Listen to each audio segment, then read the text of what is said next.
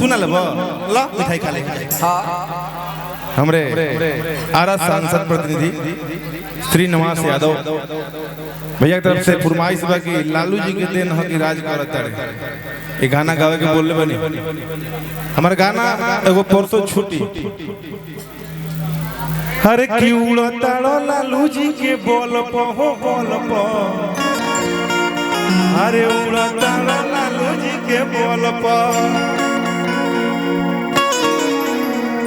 याद करो वो दिन कैसन होत रहे सीन पानी पियत रहे नाही केहू तारा कल प की उड़ताड़ो लालू जी के बोल प हो बोल प अरे उड़ताड़ो लालू जी के बोल प और ये गाना के नाम बा लालू जी के बल पर और बहुत ही प्यारा गाना बा जो कि सच्चाई बा। इस गाना में 2 दिन बाद गाना रिलीज हुई अपन लेकिन कारण नहीं है कहतनी कि काहे के जइबा राजा दिल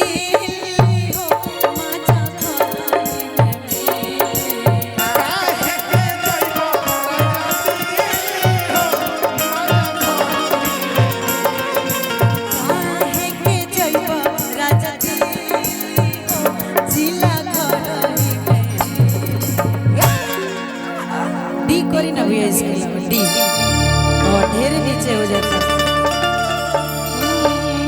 कि काहे के जइबा राजा दिल हो माजा घरही में अका कि जवन जवन मंगो तवन मिली हो जिला घरही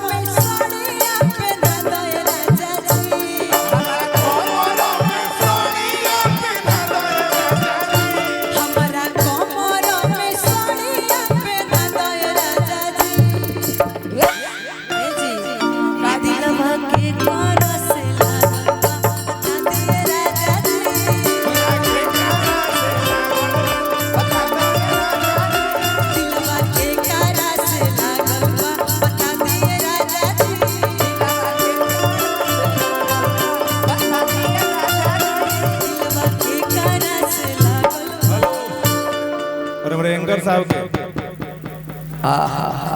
सॉरी गलती से गिर गए। देखिए भाई थैंक यू मंजूद हो सकता जो कर्तव्य है उसका मैं पालन कर रहा हूँ। आप किसी कलाकारों को बुरा नहीं मानना है क्योंकि कलाकार बड़े ही खूबसूरत अंदाज के हैं। दीपक तिवारी भैया वो यहाँ पे बैठे हुए हैं। सबको 2-2 गीत गाने का आदेश विनोद भैया ने दिया था।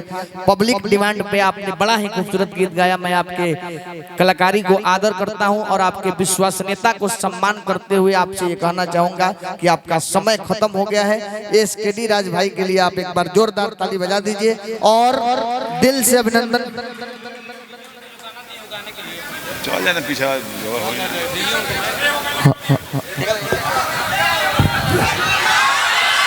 हमारे एंकर साहब अपने जगह पे ठीक हैं लेकिन आपसे हम ये भी रिक्वेस्ट करेंगे कि पब्लिक जो बोलता है वही करना चाहिए चाहे हम हो या कोई हो। बाकी लोग हम विशेष कुछ ना कहल चाहब कैसे कि